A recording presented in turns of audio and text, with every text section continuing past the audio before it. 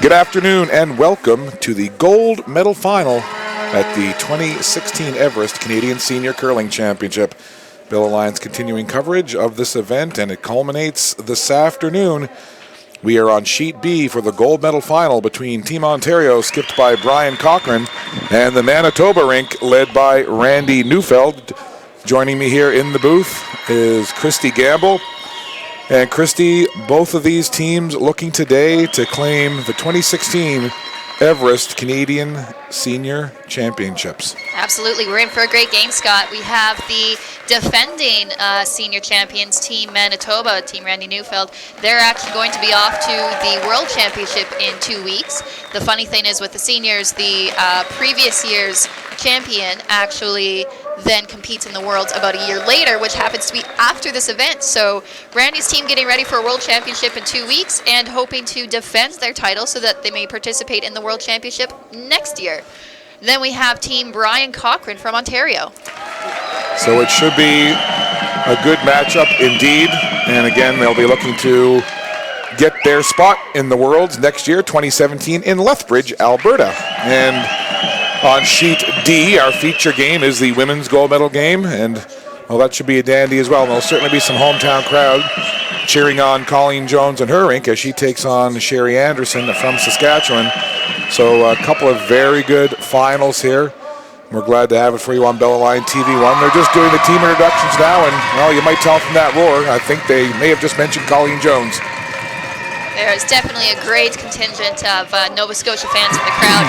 The TV angle right now isn't doing the crowd any justice. We have a good crowd in the house, and lots of blue noses that I've seen. Quite a few noses that have been painted blue. Someone even accosted my one-year-old daughter and managed to stick a little bit of blue paint on her nose, and she actually kind of cried about it. She wasn't too happy.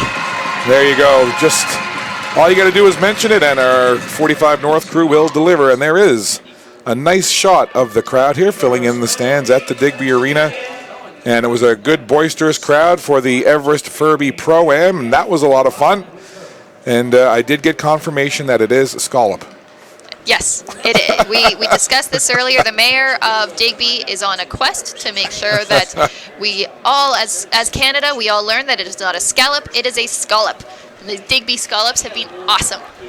They are, and this curling should be awesome this afternoon. Of course, Team Ontario wearing the white with black and red trim, and Manitoba wearing the bright yellow with white and black trim as well. So it'll be an interesting situation here for both teams. In the case of the Randy Neufeld team, they've played in this final before. For the Ontario team, the front end has actually played in the senior national final. In fact, the two of them were runners-up at the 2013 Senior Men's Nationals in Summerside, PEI. So that's Ken Sullivan at lead and Doug Johnston at second. But from what we can tell, this is the first national final that the back end, Brian Cochrane or Ian McCauley, have played in. So we'll see if how the nerves do for these two in their national final debut. Team Manitoba with skip Randy Neufeld, they got here by virtue of their 11-5 victory over Alan O'Leary from Nova Scotia in the semifinal.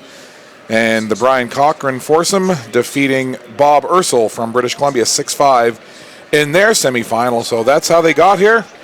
And all on the line now, we will be crowning a champion in men's senior curling at the conclusion of this one. And it'll be interesting to see what style these teams come out with here, whether they kind of play more of an open style or if we see lots of rocks in play. And just to mention again, there you see Brian Cochrane, the skip of Ontario, just to the right there, knelt down. He has that whistle, and what that is, he has a condition that makes it difficult for him to utilize his voice to the level that you would need to be a skip. So he has actually gotten approval at the Curling Canada level to be able to utilize those whistle blasts to be able to signify what he wants from his foursome. Yes, and this is a long-standing arrangement. I remember Brian Cochrane using the whistle many years ago. So it's been well established, and any kind of thoughts about a whistle being disruptive on the ice were dismissed. Ryan is very respectful about how he does it, and it's a great way for the team to be able to communicate in spite of Ryan's condition. So something else that maybe the very casual curling fan may be wondering about is a lot of times you see these curlers, and in particular skips, with stopwatches Yes. on their hip. What exactly are they doing with those, and how do they come into play? Sure. So the stopwatches are used to time the amount of time that it takes for the rock to travel between two lines on the ice. Typically, a skip is looking at the time between the two hog lines, and so that information will tell you how fast the ice is moving. So, for example, if it's 13 seconds from hog line to hog line for a draw, that would be considered a very slow sheet of ice. And if it's 15 seconds, then it's a very fast sheet of ice. And so the curlers out here really understand the basically the feel for what the different times stand for. They also use it to time hits as well. Now, the actual sweepers may be using a couple different timing methods, particularly a split time is quite popular, where they will time the rock from the back line to the near hog line. So this is this basically is a timing of anywhere between about 3 to 4 seconds on average, and that's telling how quickly the curler kicked out of the hack. So it gives them a bit of information as they start going about whether or not it looks like the rock may be light and requires sweeping or maybe heavy. And, really, it is very much a thinking game, but, again, to the casual observer, they see somebody, get into the hack, which is that area that they kick out of, and they throw a rock, but so many moving pieces, so many little different parts going into what ends up being a curling rock throw. Yes, absolutely. And the best curlers out there, is particularly we see at this level, the whole idea is to simplify. At the end of the day, you're really just trying to make a rock move in a forward motion down the ice, and so you're simplifying those movements as much as possible so that you have a forward motion with the body going forward. Now, that being said, it's there are a lot of limbs in a curling in a body, and you often see a lot of limbs moving in different directions. So the great technique out here is to really just get your entire body and your shoulder square and your hip square and everything moving in the direction of the broom. So we are just underway here. Early action in the first end of this gold medal matchup between Ontario and Manitoba to decide who will be the 2016 Everest Canadian Senior Curling Champion. And again, they'll get a trip to the Worlds next year in Lethbridge, Alberta. Team Manitoba is playing with a bit of adversity this week. Actually, as they arrived, in fact, in the plane on the way from Winnipeg to Halifax, it was Dale Moxham, I believe. Or Dean Moxham. Dean Moxham, who actually had a bout of appendicitis come up, and he ended up going to the hospital and having to get an appendectomy. So this happened immediately before the tournament began, and because of the fact that the injury or the illness occurred before registration had happened, Team Manitoba was able to call the Manitoba Association as well as speak to the Canadian Association and make a player replacement. Now, if the team had registered and then had to find a new replacement, they would have had to go through the spare pool. But because they knew they needed a replacement before they registered, they came to the event and called the associations, cleared it, so that we actually have, as you can see, throwing second stones right now, Dale Brooks, who happens to be the coach of the Manitoba women's team. So figure that. You're coming here as coach of the Manitoba women's team, and next thing you know, you get asked, hey, can you actually play the championship with us instead? Right. So Dale Brooks thought he was coming to fill one role, and here he is playing for a gold medal.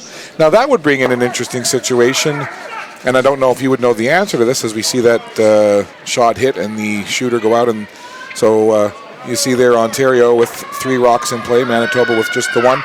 But should Manitoba win and go on to nationals, any issue there with bringing back Dean Moxham? Well, according to the rules, at that point, the Manitoba team would have the ability to make another team replacement. So as of right now, Dale Brooks is the member listed on the team. If he were to win, he would officially be the member listed on the World Men's team. That being said, Team Manitoba would have the ability to replace one player, and they could replace Dale with Dean. that ultimately would be a question and an issue for the team to decide in terms of what's the best situation for them. As of right now, I mentioned that Team Manitoba is preparing for their World Championship, which is in 2 weeks. True, yes, that's right. And Dean, who is injured at the moment, is hoping, in spite of his apparently, I guess, some of the doctor's recommendations right now, they do think that he needs to keep it calm for a little bit. But Dean hopes to be back curling in time to make it to the World Championship in Sweden in 2 weeks. And Dean did come through everything A-OK. He was actually, a couple of days later, he was actually here watching his team play and was down in the patch and saying that overall he was feeling pretty good. So we certainly wish all of the best to Dean Moxham in his recovery, and hopefully he will be at the Worlds as we see that shot come in. So a couple of nice shots there back-to-back from both of these teams, changing kind of the look of the rings there in this first end. Yes, we've certainly seen a little bit more action than we typically have in some of the first ends here. So that was all set up at the beginning by the fact that we had a center guard to start the game off. But relatively wide open. Certainly Ontario would love to keep the rocks separated enough to score a really easy deuce, essentially. So by an easy deuce, if they could get the rocks on two different sides of the rings or in a position where they can't be doubled out and then keep the rest of the rings open, they'll be quite happy to start the game off with a deuce. Manitoba team, of course, will be looking to try to group the rocks a bit better in order to double them out. We'll do our best as well to keep you updated on the scores taking place not only on our other feature game, the women's gold medal game on sheet D with Jim Nix between Nova Scotia and Saskatchewan, but also a bronze medal on the line here as well in both the men's and the women's. So we'll update you on the scores in those other games as well. Very nice shot there. As we can see, the two red rocks are even, so it doesn't look as though there is any double possibility here. For Randy Neufeld, Randy will look to hit and just try to roll over a little bit and hope that by rolling over, he might be able to set up a double in his last shot. So now in your time between our semifinal this morning and this gold medal game, while I was doing my thing with the Pro-Am broadcast, did you have a chance to chat with anybody about the semifinals and get a little feedback and thoughts on what transpired, in particular with the game that we did? Well, we were looking at the Saskatchewan and Ontario women's semifinal, and it was quite the semifinal. Team Ontario did have control for most of the game, and then things really turned around in the sixth end when a takeout attempt by Joanne Rizzo jammed and gave Sherry Anderson the opportunity to score 3. Then in the eighth end, Sherry Anderson made a really nice draw to then force Ontario, who had the hammer, to draw the forefoot for the win, and Joanne Rizzo came up light. So Saskatchewan stole the point in the eighth end and ended up winning the game as a result. So I haven't heard any feedback from the players. Have you spoken to anyone? No, other than I had a couple of minutes just to talk to both Nova Scotia and Saskatchewan before this one. And they both seem just very loose and ready to go. So don't seem to be any gold medal jitters. Same thing with the men's side. Yes. I would expect, especially on the ladies' side with Anderson and Jones, these are very experienced women who certainly have seen a lot, that played in a lot of games, a lot of championship kind of events. I wouldn't expect to see a lot of nerves out of them. And the same thing would go for the men's side here. We mentioned, of course, that the Randy Neufeld team is experienced. They played in this final last year and won it. The front end for Ontario has played in this final a couple years ago and lost that event. So the question is going to be, how well does Brian Cochran stand up with some of the pressure on now when push comes to shove at the end of the day? So we're getting down to the last few throws here. In this first end, of course, Ontario with last rock. This is the skip, Randy Neufeld, for Manitoba, with his final throw here in end number 1. Randy has a daughter, Sabrina Neufeld, who was a Manitoba junior champ, and she was twice the Canadian junior silver medalist. In fact, I remember watching Team Manitoba lost to Team Saskatchewan one year, Mandy Seltzer, and I can't recall off the top of my head who who they lost to in the other game. But wonderful curlers, obviously curling family. I do believe there's relations to the Newfelds on the Mike McEwen team. So we see a blank in one as Cochrane peels out that yellow Manitoba rock. So we'll move to the second end. No score. Ontario will maintain the hammer here. And, curling tends to run in the family. You wouldn't know anything about that, would you, Christy? Well, curling is a great family sport. I'm here this week supporting my dad, who was third on the Saskatchewan men's team. And in fact, I have been to this event in the past, watching the senior women play and cheering for my mom for Team Saskatchewan. I myself will be playing alongside my husband in the mixed nationals in Yarmouth, Nova Scotia next November. So also have a brother who has won a Canadian junior championship. And my daughter, Bryn, who's won right now, is the 2035 World Junior Champion. Well, I was talking to your husband the other day, and I said, expect before too long that Bryn will have some form of stick and some kind of Fisher-Price blocks or something, and she'll be throwing them and curling them around your kitchen. The new version of Little Rock. That's right. Maybe I'll make that up. We're going to call it Baby Rocks. You know what? There is an opportunity there, no doubt about it. Scott, you and I should go into business. I think we would have a lot of good ideas. I think so. I'm just wondering if other people are thinking the ideas are as good. You should let us know on Twitter. Send out some tweets to us wherever you're watching. You can hashtag the tweet with Everest Furby or hashtag TV1. That's the number one. Also use my Twitter name, JOHSCO. We'd love to hear from you here. We're in the second end of this men's gold medal game. Ontario taking on Manitoba. Ontario, of course, skipped by Brian Cochrane, Ian McCauley, his vice, Doug Johnston the second, Ken Sullivan, you just saw there, throwing lead rock. Manitoba, we've talked about as well. Randy Neufeld, the skip there. Peter Nichols taking up the vice role. Dale Brooks, the super sub, throwing second rock. And Dale Mickey throwing lead rock for Team Manitoba. Very nice draw there. We could see that Manitoba is looking to put some pressure on Ontario right away. They put up the center guard and are now looking for a freeze or just a little bit of a tap. So they are looking to get some rocks in play and force the play towards the center and try to put the pressure onto Team Ontario. And from the perspective of, Team Manitoba, obviously they have a cohesive unit to be the defending champs and to be coming here and to be representing Manitoba in the senior championship. But would there be much of an adjustment all of a sudden taking? I mean, when you're talking about four players, if you lose a guy, you're losing 25% of your team. Absolutely. How much of an adjustment is that, and how difficult? I mean, I know every situation is different, but maybe just how hard would that be, and what things could they do to kind of bring a little cohesion, bringing Dale Brooks in? I would say it would be a huge adjustment to make, especially considering that this all happened on the plane ride coming here. So it's not even like the team had a week to prepare, so to speak. The fact that they've been able to group and bond and continue as a team goes to show, that they already had a good relationship with Dale to begin with, someone that they knew and were able to adapt the style to really quickly. But I mean, you have to learn things like what kind of weight is normal and what side do you want to sweep on. These are all adjustments that they had to be able to make on the fly. On top of that, Manitoba actually played quite a few games with only 3 players this week because Dale Brooks did come here with his first intention of being coach for the Manitoba women's team. So his first priority was to coach those games, and when there was a direct conflict, he was coach, and Manitoba played with 3. When Dale was not on the ice coaching, and he did join the Manitoba team to play the game.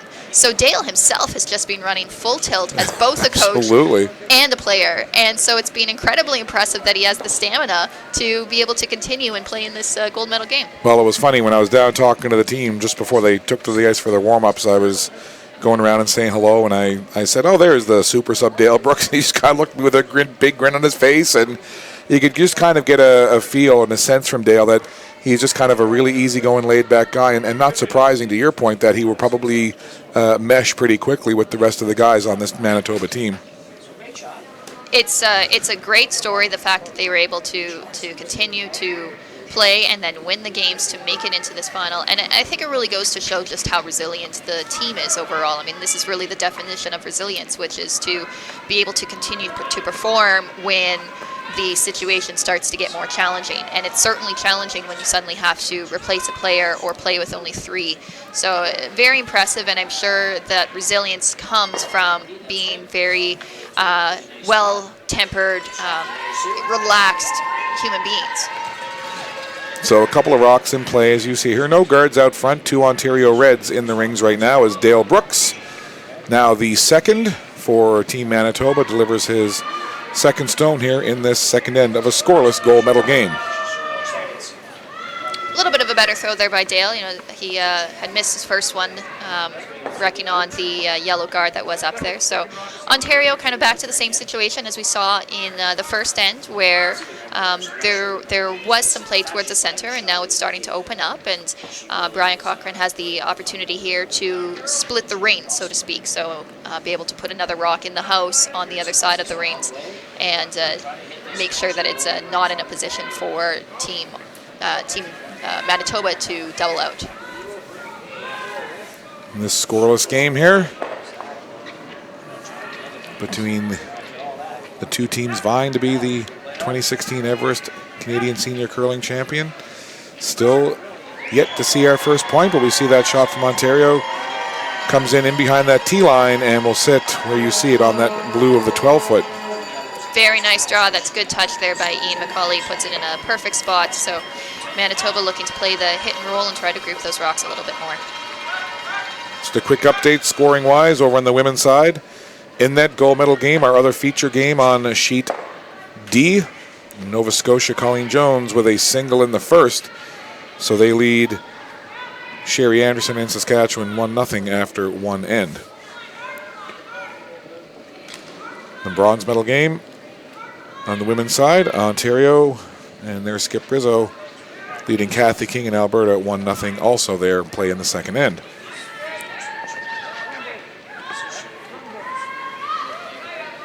There's Ian McCauley with his vice delivery here in this second end.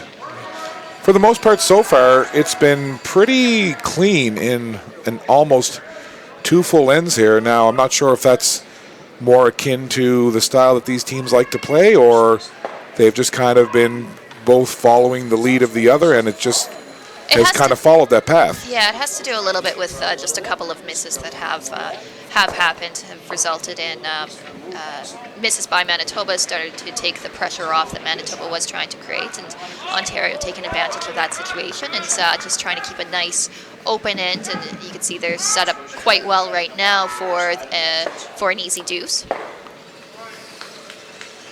So we see that shot peel out the red. A couple of stones in play now. And, well, for what it's worth, shot rock at this moment belongs to the red of Ontario. And an update, we did have a score in the bronze medal game on the men's side. Bob Ursel and British Columbia leading Alan O'Leary and Nova Scotia 1-0 in the bronze game on the men. Ian McCauley looking to hit and stick right here. As you mentioned, Ontario is currently shot, but certainly the hit and stick is a nice and easy shot, and it's a simple end, so it makes a lot of sense for Ontario to continue to hit and lie to. And they do just that, so Ian McCauley makes his shot, and there you see Peter Nichols, the vice for this Manitoba team, and Randy Neufeld. Quick conversation there. They didn't discuss it long, so Neufeld will go down now and get ready to throw here. Just a reminder again, Ontario with final stone here in this second end. You can notice that the amount of ice taken for this shot is certainly less ice than what was taken for the nose hit. So that does indicate that Randy is looking to hit and roll in towards center. I imagine the shot called is to hit and roll on top of that red one that is in the back 4 and make it very difficult for Brian in his last one to get his 2 points. Randy Neufeld sporting that sharp-looking ball hat. Out of the hack. And there's his throw. And that front end of Mickey and Brooks, just kind of watching it now. Mickey comes onto it just a little bit. And it looks like he's going to hit on an angle there. And what kind of roll do they get? Well, a tap on that other, and it does. Pushes back that Ontario red there on the 4-foot back just a little, and then slides over. And talking about brushing, in the Pro-Am, for example, the two teams, the Brad Jacobs and Jennifer Jones team, were using directional brushing, and the Furby Hackner team were not.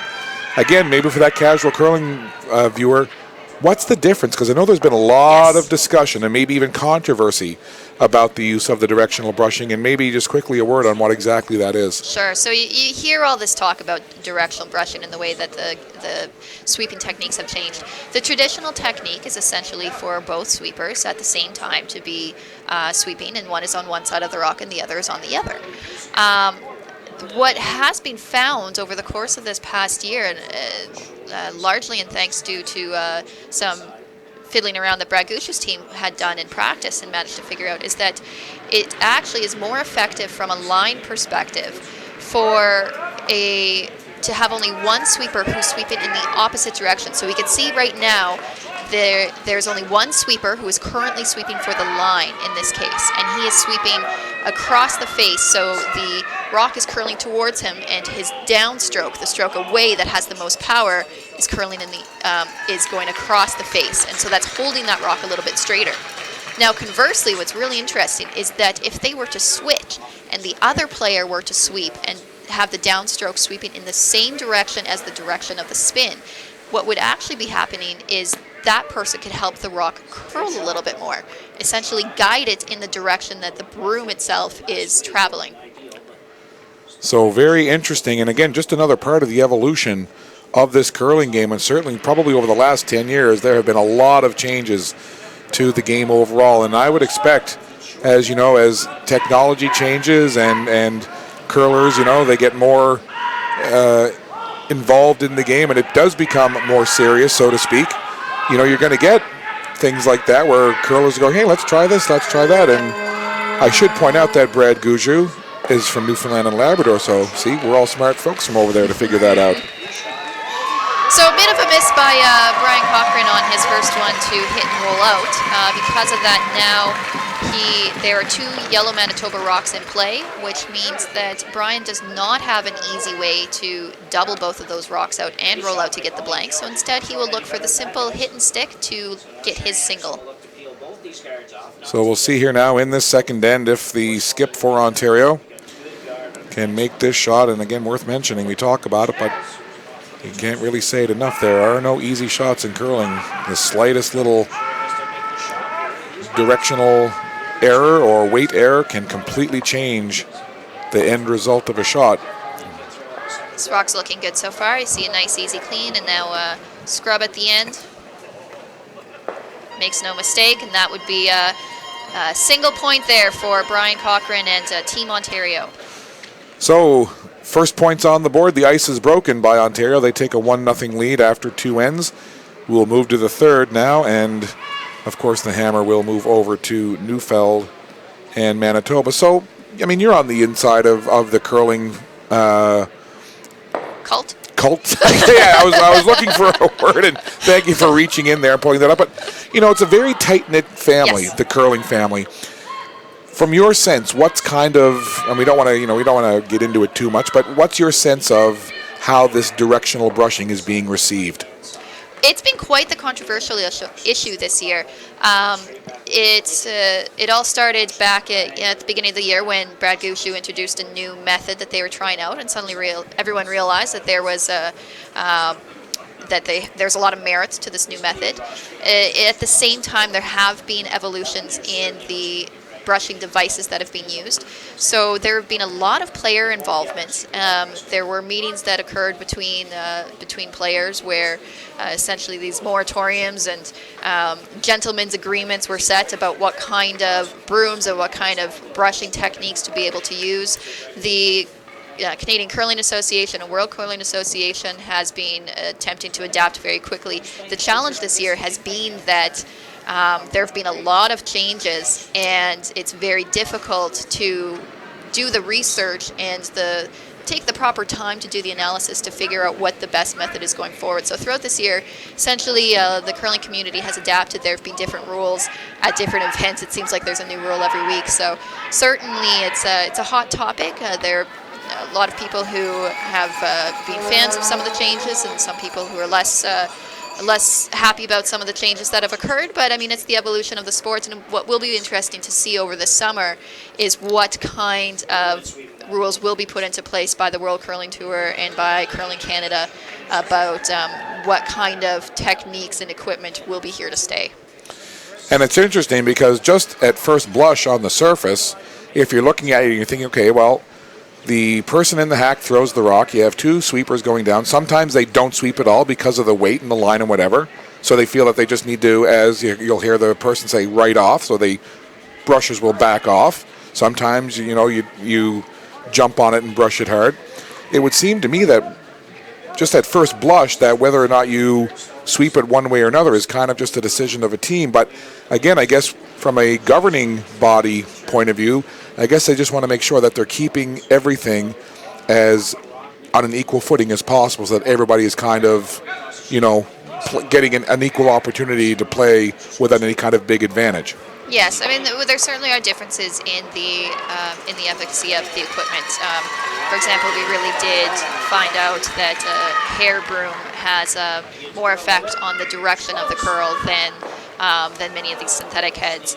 And as for the actual technique of the brush stroke, it'll be interesting to see whether or not there are any rulings about, perhaps whether or not there must be a side-to-side motion or anything to that effect. So it really is about just creating clarity on the subject. It certainly has been a heated topic where certain techniques or certain pieces of equipment, some members of the curling community feel that they provide an unfair advantage and are actually kind of deemed as, some have even gone so far to say that it's cheating to be able to use certain pieces of equipment or certain kinds of techniques. So really and truly, it's just all about creating clarity so that everybody has the same standards. So we play here in this third end, 1-0 Ontario leading.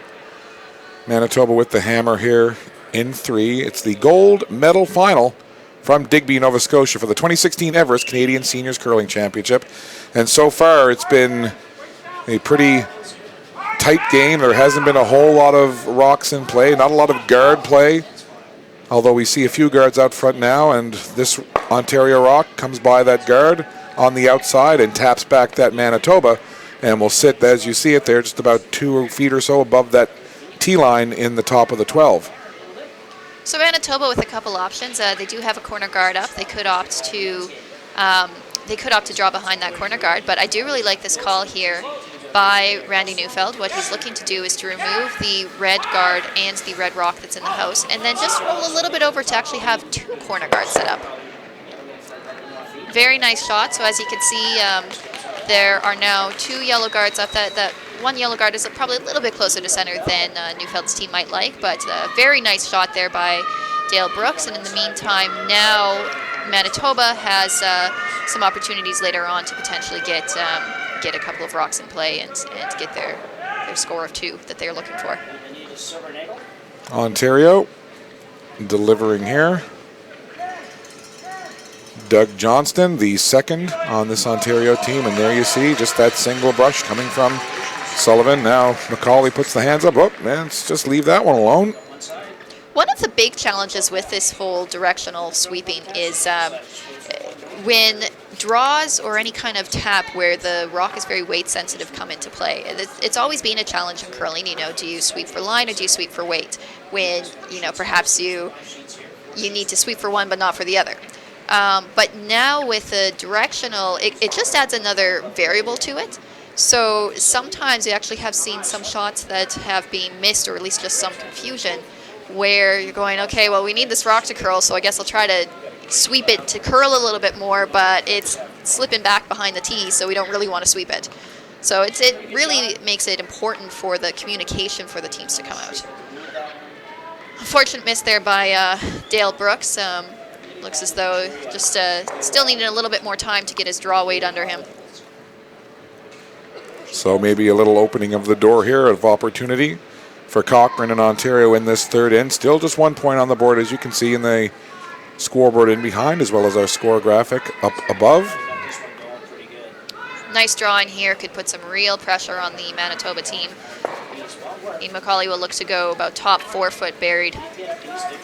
You will see if he's able to do this successfully, which, you know, he just drew down this path, so, or so I guess that was not him drawing down this path. The team drew down this path, so at least they do know the ice for it. And again, you see Ken Sullivan. And now Johnston comes in to help out. No problem getting past that guard. Lots of room. And now they'll bring it in. It'll sit right there. Not quite full 8 foot, but majority of that rock sitting in the 8, but again, well above that T line. Very nicely done. They would have loved for it to drag just another foot, but certainly pro side right there in the reins. You know, they didn't want to slip back and then create a pocket, so very nicely done. Manitoba will now have to bail and start to move a few rocks out of the way. This is Peter Nichols throwing third stone here for Manitoba, and Brooks seemed to lose his footing there a little bit and recovers. And then the hit and the run back, and then the shooter just kind of rolls off to the side there. The one good thing about that that shot is that at least they did manage to move the yellow rock, the shooter, off of the line of direction of those two red. But certainly a little bit of a trouble situation kind of coming up here for Team Ontario. Brian Cochrane has called the guard to continue to put more pressure and make it more difficult for Manitoba to, at this point now, you know, they'd love to be able to set up for 2, but really Randy has to just make sure that he has a shot at the end of the day. And as a skip, you know, you obviously know how you're curling yourself, but how long into a draw is it before you have a feel for how your front end is curling and whether or not you may need to change your tactic because maybe guys are curling at a higher percentage than you thought or maybe at a little lower percentage? Around where do you really get a good grip on that if you're a skip? Well, I think that's something that as a skip you're constantly monitoring, you know, just seeing how everyone's doing. Yeah, at this point, you know your team very well, and you know what their tendencies are and what their strengths are, and you typically play to that strength. Though it is always interesting to see, you know, when you get to a final of an event, how the pressure may affect the team. Perhaps someone has a tendency to become a little heavy on the draw weight or throw their hits a little bit tight. So that is certainly something that as a skip you're constantly taking a look out for, and if you feel the need to adapt, then you'll adapt, though typically that won't affect the gameplay too much. So you see this situation here. A quick update on the scores. The men's bronze medal game, BC and Nova Scotia tied at 1. And the women's bronze medal game, Kathy King bouncing back with a 3 in the second. They lead Ontario 3-1. And in the women's gold medal game, our feature game on sheet D, with Jim Nix, Jones stealing 1 in the second. They lead 2-0 there with play in the third end. And of course, here our game, 1-0 in the third end. Manitoba has the hammer, but this is the most rocks that we've seen in play here through 2+ ends. That's a very nice attempt there by Manitoba to draw into the forfeit region. Now they just came up a little bit light. Pro side though, in that that yellow rock could be used, could be promoted. So Brian Cochrane from Ontario. I'm going to sing a little ditty for you after this shot, by the way. Do you have to? I don't have to, but I'm going to. So, viewers, I would suggest this is a great time to switch over to the women's game. So we see that shot from Cochrane come down and just sit almost right on that center line in the 4-foot zone, just above the 12-foot, so clogging up the middle there. But the little song I was going to sing when I was a kid, I remember there was a song promoting tourism in Ontario, and it was a place to live, a place to go, Ontario. Well, there you go. That's for all the Ontario fans out there, for Brian Cochrane and his foursome. Just show him balance, you know. I may sing something for Manitoba later. But is that the shot that Cochrane was looking for there on his? Yes, it is. So Brian essentially, Brian could have tried to play a hit on that Yellowstone. It was in very good position though, where it'd be difficult to remove the Yellowstone without jamming onto the red. So Brian decided he's got shot rock. Let's guard that situation. The positives note for Randy is that Randy now could take advantage of Brian's stone and draw behind that. He'll look to sit shot. If Randy doesn't have success drawing on this particular shot, he's going to have a really tough time on his last one to score. So this is Neufeld with the hammer here in 3. First of 2 for the Manitoba skip. And he's looking at a whole mess of rocks down there at the other end. Really working that rock. Now both sweepers coming hard. Over the hog, now it'll see a little move, and Neufeld right in their ear. Do they get it by the guard? No. Just a very, very slight tick. And it just altered the direction of that shot from Neufeld just a little. Not a bad result. Boy, that was so close. Just kissed the guard. So the rock is open. What I don't know is if Ontario has enough space to get a hit and flop under. So from this angle, it doesn't look like there's enough air, so to speak, for the to be able to hit and roll under, perhaps with a very soft weight. But a hit and stick in this case would actually be great, because where the shooter would end up, Manitoba wouldn't be able to follow up with a hit simply because they wouldn't have shot at that point. So they'd have a very difficult time actually drawing into the forefoot. So Brian Cochrane simply looking here for the nose hit. So Cochrane, this is his second, and then one more rock to come after this, and that will be the final stone from the Manitoba skip Neufeld. And again, certainly the most rocks we've seen in play. And you see, what is that now, that brush waggle? What is that indicating? So Brian is indicating that he wants his team to sweep. As we discussed, he doesn't have the ability to yell, so he's moving, shaking his broom, indicating to Ian, his third, that he's saying you need to go hard. And what I believe is happening out here is Ian is acting as the voice for Brian and yelling at the sweepers to sweep hard. So wonderful shot. I was going to say, let's talk about the result. That's a pretty good looking shot there from the skip of Ontario. Absolutely. I think the saving grace for Randy is he does have a little bit of space there to draw. No, perhaps not. That doesn't look like he's playing a draw. I thought he may have enough space to draw. It depends on that curl there, if he could go side of the pin, full forefoot. So it looks as though Randy Neufeld must be playing a double attempt here, or at least peeling out that red one that is top forefoot. Perhaps conceding the single if at worst case, and best case playing the double and having his yellow rock that's currently third shot to count for the point. Well, Neufeld here, biggest moment for his team, and it comes here in the third end as he throws his last rock into just a log jam of rocks in the house.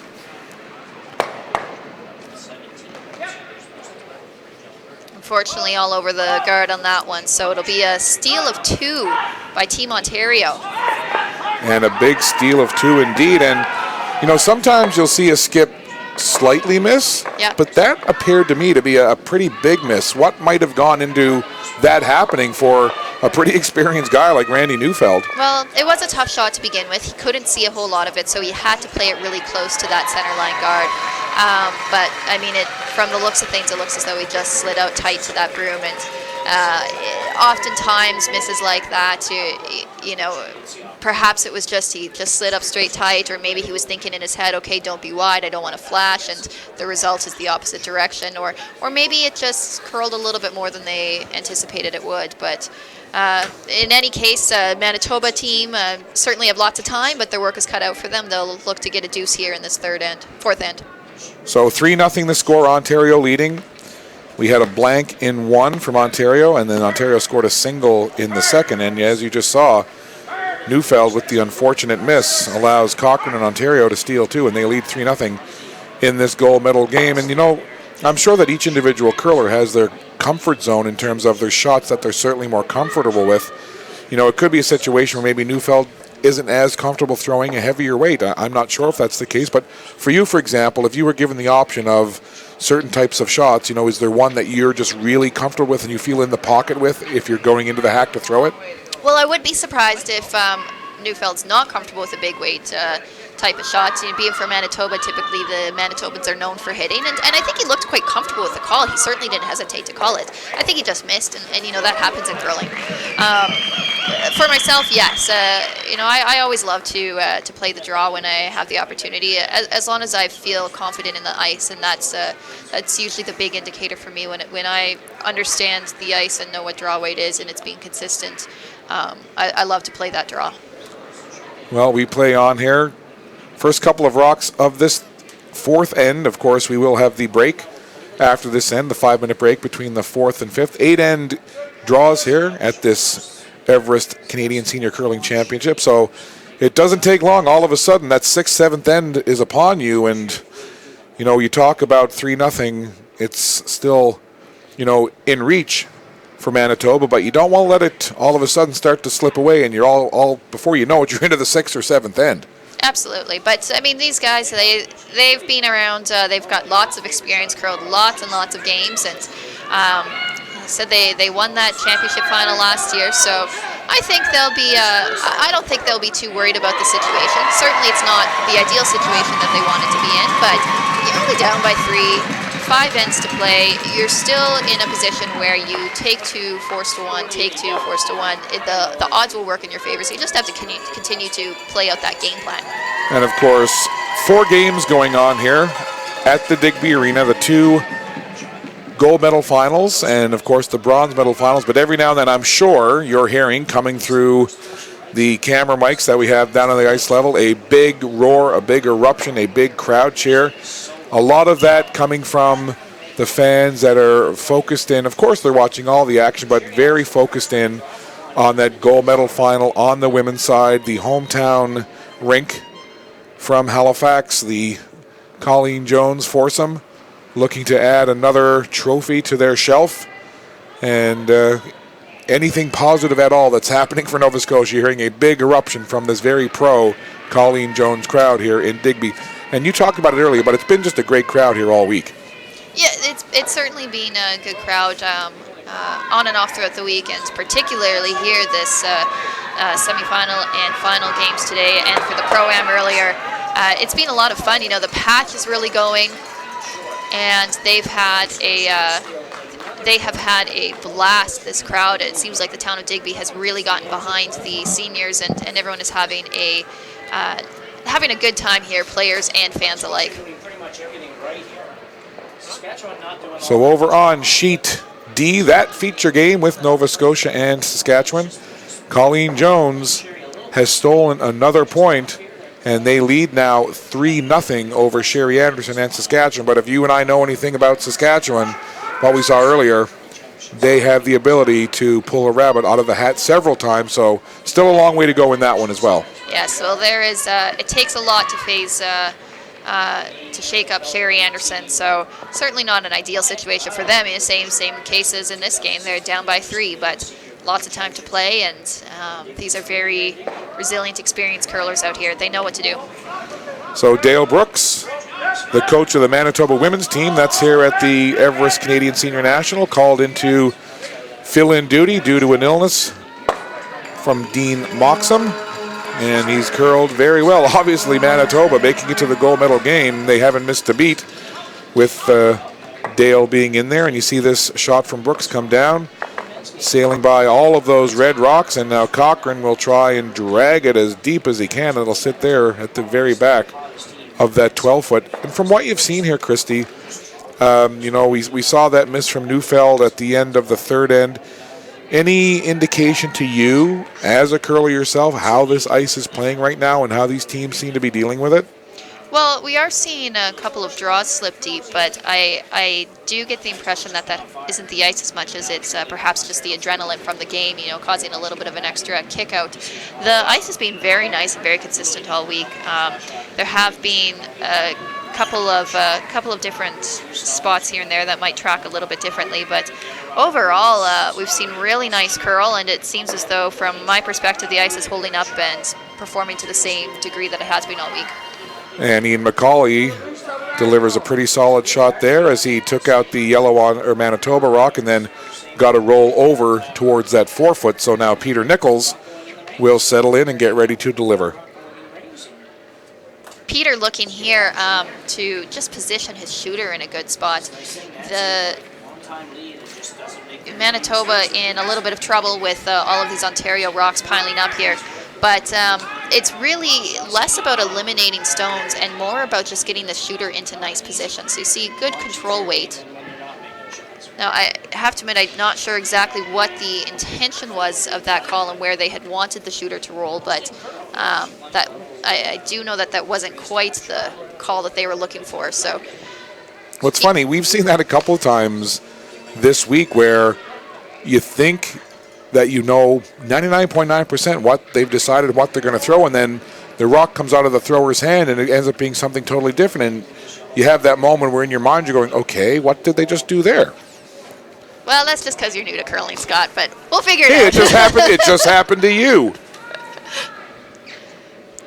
So Ian McCauley here looking to hit and flop in. McCauley, I would say of this Ontario team, probably at least outward appearances to be the most calm, cool, and collected of this Ontario foursome. Just seems to be unflappable, shot in, shot out, and he delivers there. And well, if you're an Ontario fan, you like what you see at this particular juncture. 4 rocks in the rings, hovering around that 8 foot, 4 foot, and all Ontario red. So Randy Neufeld has called the double here. He's looking to play the crosshouse double and then stick the shooter. Again, sticking the shooter is very important. You don't want the shooter to roll out. It looks as though Neufeld is attempting to eliminate rocks in order to allow for that yellow rock in the back 12 foot to potentially a couple of doubles set up here. So there's Nichols going right across the face of that 8 foot and makes the nice shot there. He took one Ontario rock, drove it right out the back, and the other one rolls well off to the side. As you see, they're just sitting behind the tee line over in the white ice. Very nicely done. The other thing, too, is that we should mention, because of the way the building is configured here, this is a pretty old barn here at the Digby Arena. We weren't able to get cameras mounted directly above the ice, so we actually had trusses installed to install some of our remote cameras on, so you don't get a complete straight up and down angle. So there's be some times where that, like for example that we just saw there a moment ago, well off to the side that just got rolled out. A quick look from a camera angle, you think, oh well, that's not infringing on the ring at all. But actually, we've seen instances where it doesn't look like it is, but it actually is just a little bit of a biter. So you never know when those rocks sometimes actually end up coming into play. Even when we do watch the TSN or Sportsnet broadcast and they have the camera angle right overhead, you really need to be do look right over top of the stone into the rings to get a true sense about where that rock is. And oftentimes the camera angles can be a bit misleading. So certainly something that when you're on the ice have a bit more of a sense and feel for who's shot or whether or not a rock is biting in the rings. So Neufeld here, it does look as though there's a triple there if he were to hit this in just the right spot. That would certainly be a much better situation for Neufeld and allow for that yellow rock in the back 12 to count. Now, Randy, of course, will be quite happy to get the double as long as his rock remains in play. Well, I think the key part of that phrase, if he hits it in the right spot. Yes, exactly. And again, it amazes me just how finite the difference is between a perfect shot and a miss. So Neufeld here, trying to come down there. He's got the weight. They're bringing it in. There it is. It's on that head rock. Takes the back to 1. Second rolls out. Shooter rolls out. And then that third Ontario rock, just spins over and will sit at the top of the tee line in the 12 foot. So how's he going to feel about the result of? You know, it's not bad. It was kind of fun watching the rocks almost crisscross. I wasn't sure if they were going to meet each other in the top of the reins again. Unfortunately for Neufeld, it didn't quite work out. The one red stone did stay into play. The yellow shooter also stayed in play, but is second and third shot right now. So with a simple hit and stick here, Brian Cochran will be able to sit to and force Neufeld into a single point. On the positive side for Neufeld, it'll be a much easier single point than how the end was shaping up. Manitoba with the hammer here in 4. Cochrane taking his last shot here for Team Ontario. 3-0 is the score. Manitoba looking to get on the board here in this 4th end and have something positive to build on in that 4th end break. Cochrane right on that yellow Manitoba stone. He'll take it out and just roll a couple of inches off to the side. And, you know, we mentioned it earlier in the women's semifinal with Saskatchewan and Ontario. So many times the first 4 ends can be 180 degrees different from the second 4 ends. And I don't know what it is, whether it is half end or that 4th end break and the discussions that go on or what it is, but we saw it earlier, you know, Saskatchewan really turned it around in that second 4 ends, and it's kind of been a constant theme. So the game isn't over until it's over, and it certainly can happen. Now, it's interesting here. You can see the Manitoba team are having a conversation right now. What they're looking at is discussing whether or not they should go after that cross-house double. So not an easy double to play. Some might even consider it the Al Hackner double, and quite conveniently, guess who just walked into the broadcast booth right now? Very similar looking, I guess you could say. But in any case, you know, that's too high risk. You'd have to hit the rock very thin in order to make that double. And if you're to ever flash or miss, you're giving up a steal. So Neufeld deciding here to take the single. In my opinion, no, this is the smart call. They certainly could try for if they made it fantastic, but it's a low-risk shot. So Neufeld ensuring that he gets a single point here, and will continue to move on in the second half of the game. So as you mentioned, Al Hackner here in the booth with us. He'll be joining me on headset in just a moment. We'll have a chat over the 4th end break as we see this final rock from Neufeld down, looking to get on the board here, have something a little positive to build on going into that 4th end break. And no problems there for the Manitoba skip, as he has just the right weight on that. He'll take the single point, and we'll move into the 4th end break. Ontario leading this gold medal final at the 2016 Everest Canadian Senior Curling Championship, presented to you proudly by Bell Alliant, who is the official broadcaster of this event, live from the Digby Arena in Digby, Nova Scotia. Bell Alliant, there's more to love with fiber optics. So the teams will take a 4th end break. Christy will get a chance to maybe go caffeinate yourself. Don't forget me this time. It's late enough in the afternoon. It might not be coffee anymore. And we'll get Al Hackner to sit in and join us here on the broadcast. So Christy will get that headset. What's not to love about Nova Scotia? Our people. Hey! Nova Scotia is where some of the best folks in all of Canada live. The natural wonder of the Bay of Fundy. More water flows in and out of the Bay of Fundy every day than all the freshwater rivers of the world combined. And there's nothing like living on the edge. Our history. We've had some big name celebrities drop by in the past. The United Empire Loyalists, Babe Ruth, and Admiral Digby. But we really don't like to brag. What I love most about Nova Scotia is our small towns. Hi, I'm Ben Cleveland, the mayor of the town of Digby, Nova Scotia. Where there are no strangers, just friends you haven't met yet. So when are you coming?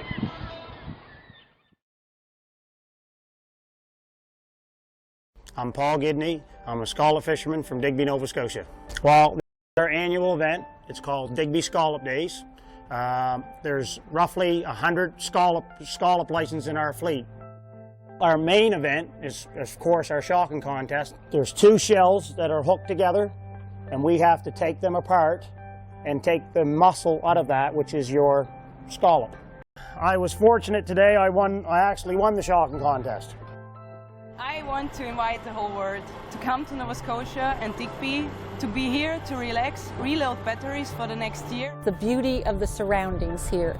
You have absolutely gorgeous vistas. Everywhere you look, there's another harbor, there's another beautiful lake. You cannot go anywhere without people smiling and being friendly. We have the best seafood in the world. I lived here all my life. I don't want to be anywhere else.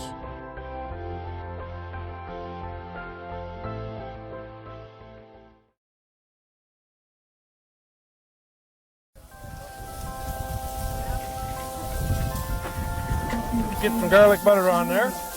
Give it a good slug, wipe it around a bit.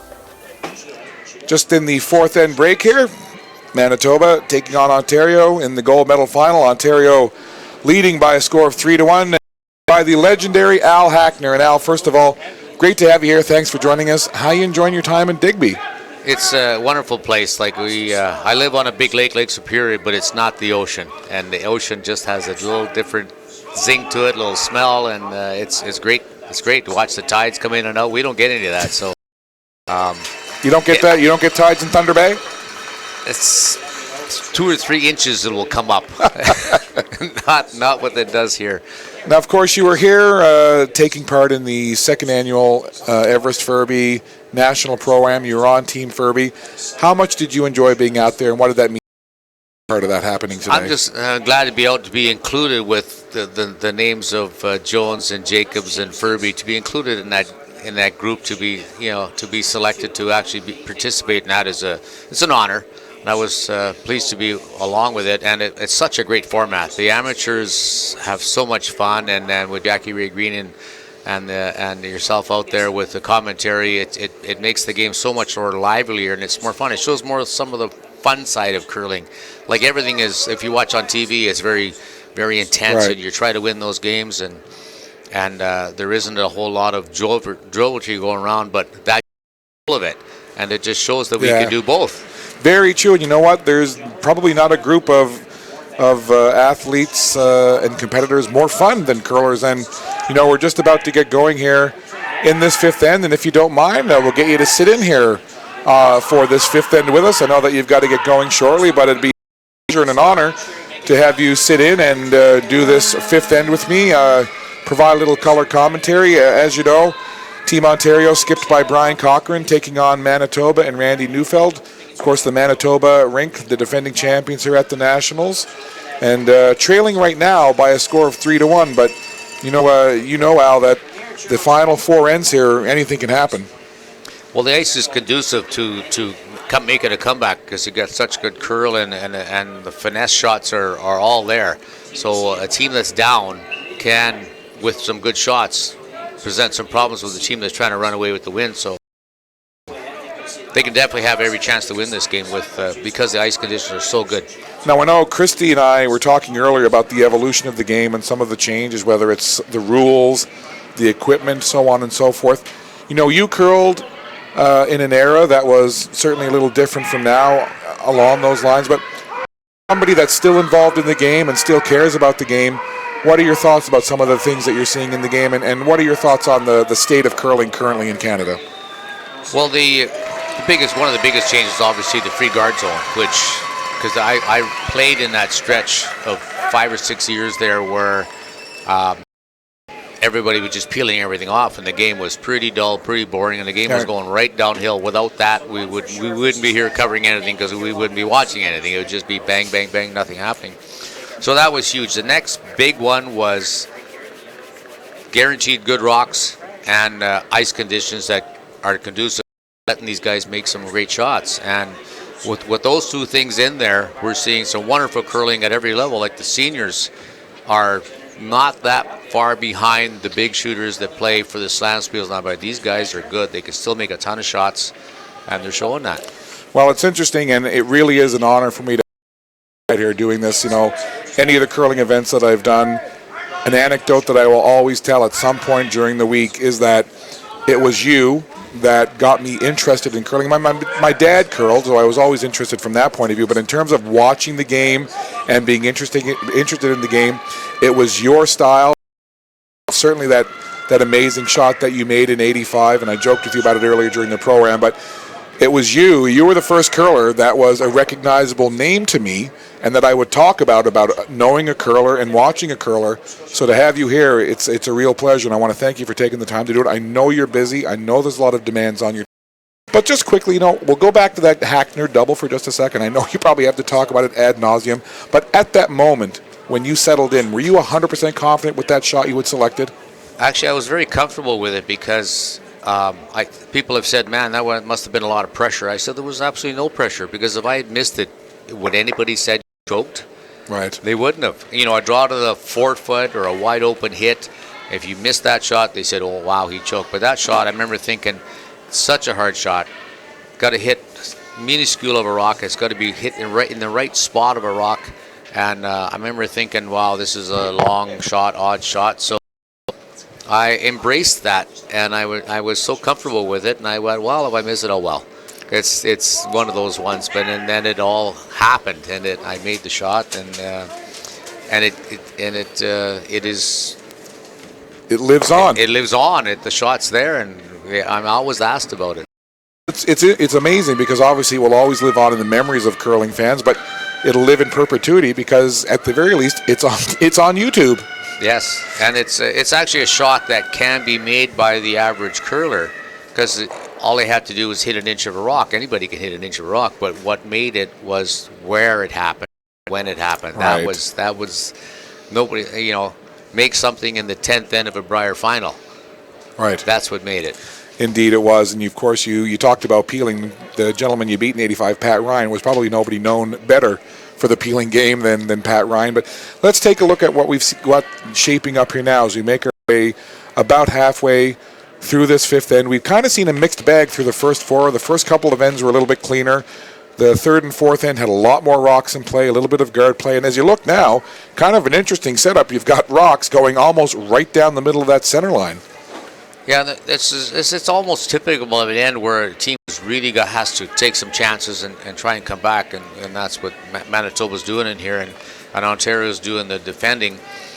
It looks right now that a miss or a half miss by one of these players here will swing the tide one way or the other dramatically.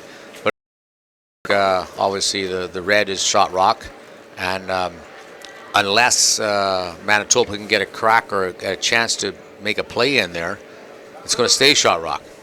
So now, of course, you were here at the Pro-Am today, but back home in Thunder Bay, do you still do some curling, much curling yourself? I didn't do a whole lot of curling. Sort of took a year off, and I didn't enter any playdowns. But next year I'm planning to do a little bit more, and we're going to enter I might play in all three. I might play the men's and the seniors and the masters and see how we do. Now, of course, so many curlers look up to you and emulate you, but for yourself, whether it's curlers that are active today or curlers from way back when, and another curler that I think of and always think about is Ed Wernick, but are there a couple of curlers that, you really respected or looked up to or enjoyed playing? Well, in my early years when I was still very young, one of my favorite guys that I would cheer for was Heck Gervais, because he was just larger than life and an incredible curler. He had won Alberta quite a few times and won the Brier a couple of times, and he was one of those ones that he was just a big guy that could make shots, and he was my instant hero.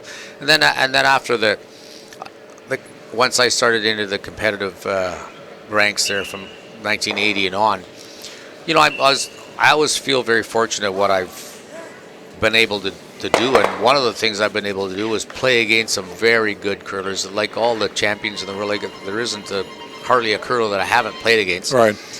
And respect for all of them. They're all champions. They're all good guys, and I have my favorite guys that I right. Not because I could beat them, but because I respected. I could. The end is the list is endless for the guys that I like. Name them. I've played them. So many names I'm sure come to mind. And we just saw a wonderful shot there from Ontario, just kind of blasting away 4 rocks, instantaneously disappearing and taking what was a pretty tight group of rocks and clearing it out. Now just leaving 2. So you see now Manitoba playing a little quieter weight here. It looks like they're going to come down, and I'm not sure if this one is going to come over, but it is definitely going to be in place for a guard. That's true. They decided to keep guarding this thing, and because Cochrane has that 2-point lead with the hammer, continuing to be defensive, at some point, one of them is going to make the move here. When Manitoba at some point is going to make contact and lie the 2, or at some point, Ontario may decide if they throw another guard here, they may decide I'll just keep guarding, and then we're. So when you're it's a cat and mouse game about when when is one of them going to make the play? And sometimes when you play against somebody, you have to feel them out. Okay, when's he going to make his play? If he's going to make his play here, I got to be one. I got to jump ahead of him and make my play. Yeah, that's right. And you said, it's cat and mouse, and you sometimes, particularly the skips going head to head, and they're kind of wondering, when's the other guy going to blink? Is he going to blink, and when is it going to happen? And can I take advantage of it? So here Manitoba's going to play the freeze down to the 2 rocks. Like if he makes this freeze perfect, Ontario is going to be in a situation where they can't blast it because they'll just get rid of their shot rock behind and leave 2 yellow ones there. So if he makes this guard really, really good, he's almost stuck having to guard it and hope that Manitoba doesn't make the straight run back to either 2. So it's all going to depend on this shot. If he can nail this freeze and have the angles right, Ontario's going to be sitting there, okay, we're in semi-trouble here. We'll see what he does. Scott Squires being joined in the booth here by the legend Al Hackner. We're in the 5th end of this men's gold medal game at the 2016 Everest Canadian Senior Curling Championship. 3-1 Ontario leading, Ontario with the hammer, but Neufeld, Al Hackner says, trying to come down here and get this freeze and see if he can get Ontario in a little trouble. And it looks, well, what do you think, Al? That's pretty good. I'm surprised why they didn't sweep it more and get it totally frozen, because right now he could probably pick that one out of there. If the one rock had froze there, then the 2 yellows would have stayed there. Right now he's able to get rid of one of them, and he probably going to, because of the score, pick it out of there. Even if he jams and loses his back yellow one, then there's only 1 yellow there. If he does what he's either going to pick, or even if he jams it, the 1 yellow will probably stay there. The red, back red is gone.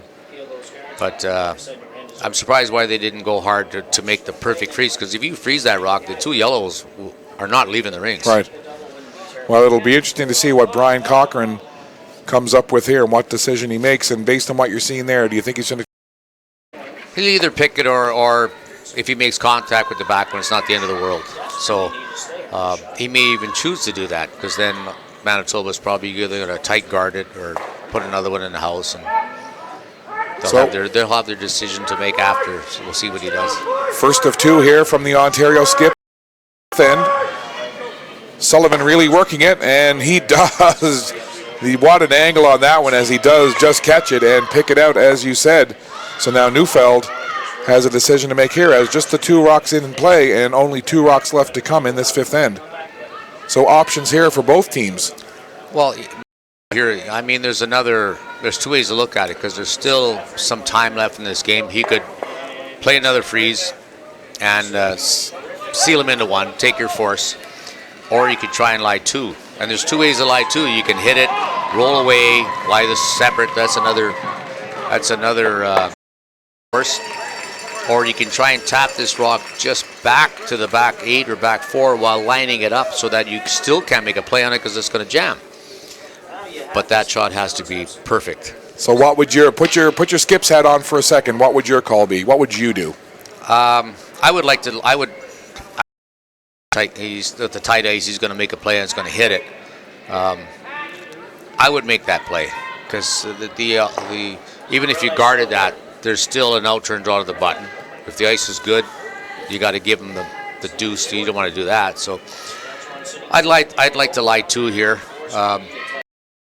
The very precision shot is to tap it back while keeping everything frozen. But then you risk it over curling one way or the other, and then you leave the guy just a straight hit for 2. So it depends how. If you have confidence in making that little tap, I might go for it. But see, you're already debating with yourself. What would you do? I'm not in that position of knowing the ice and everything. Sure. It's either way. There's no bad call. That's how you feel. Right. You see a lot of communication now.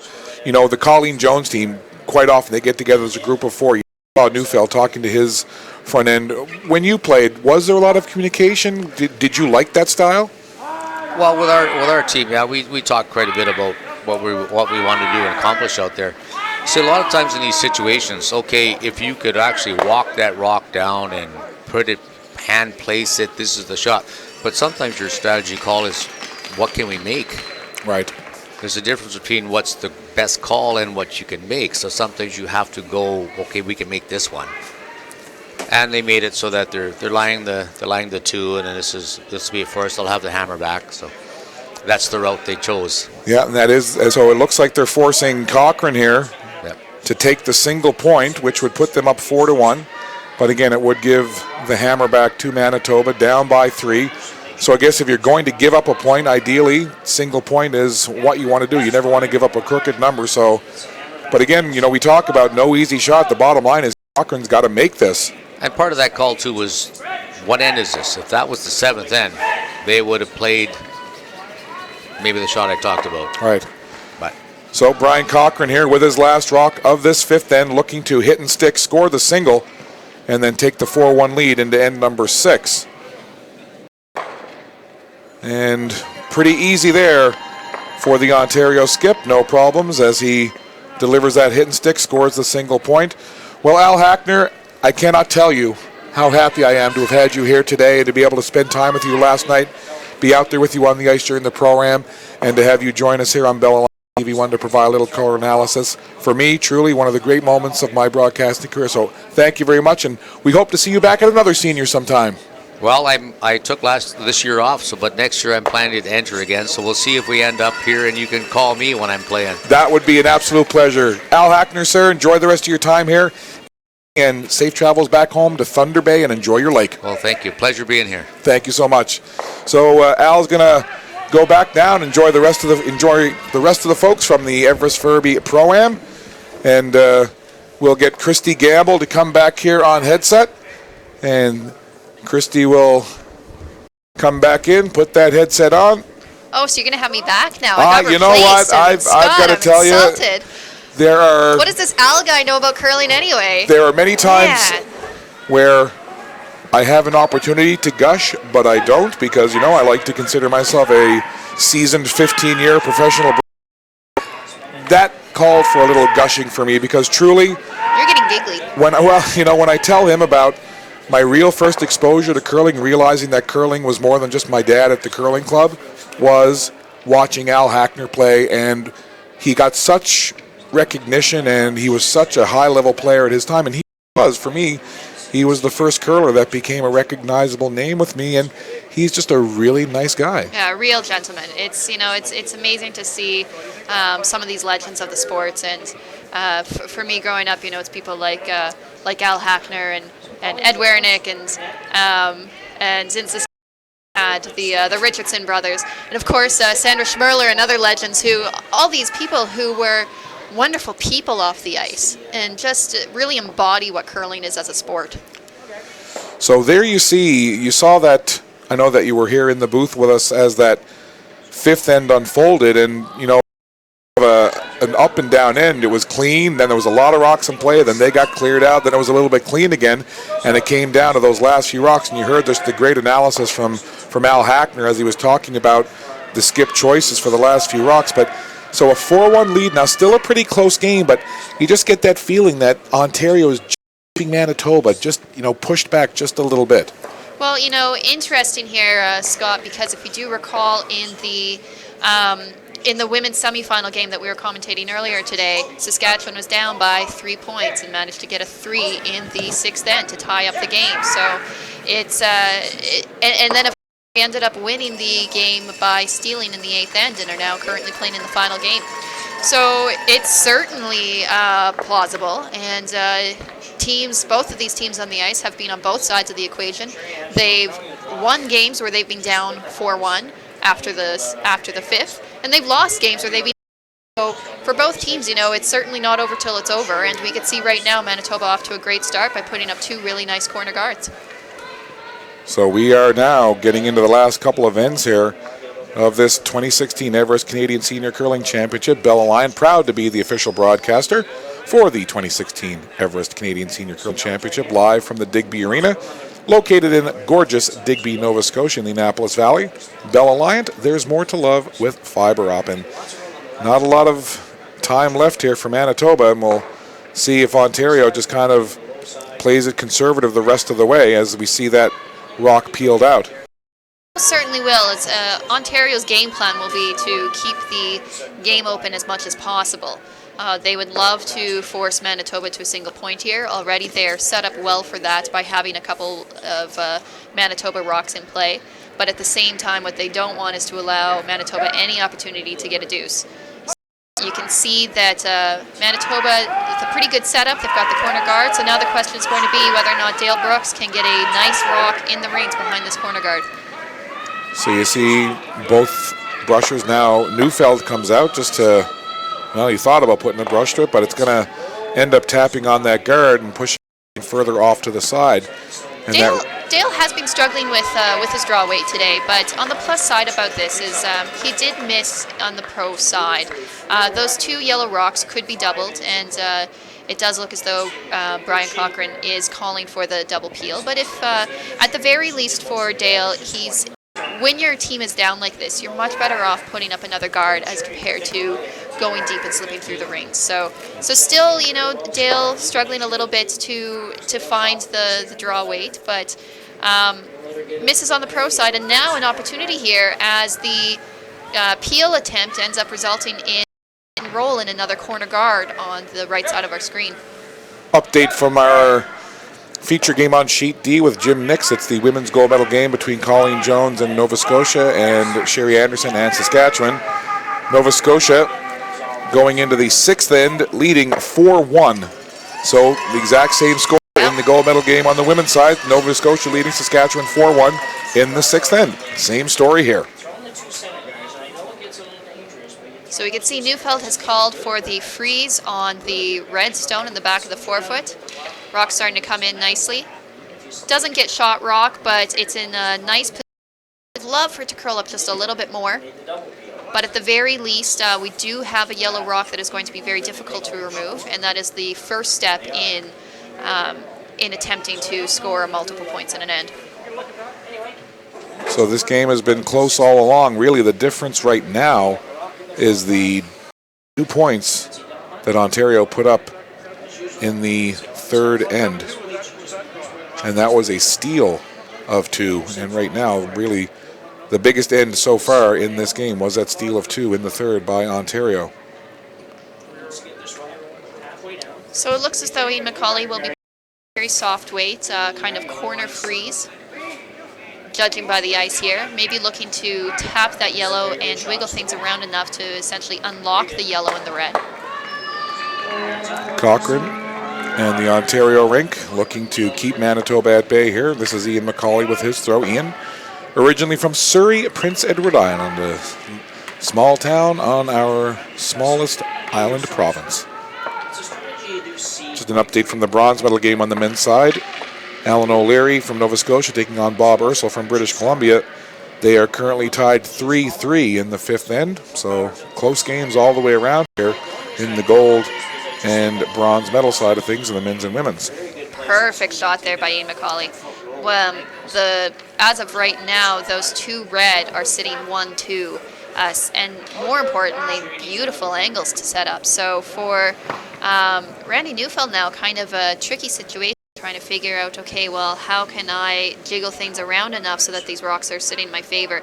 So he's asking here for a tap. What he would like to do is tap that red one into the back four, set up a pocket that could be used later to freeze. And the interesting thing is that depending on where the shooter rolls to, it may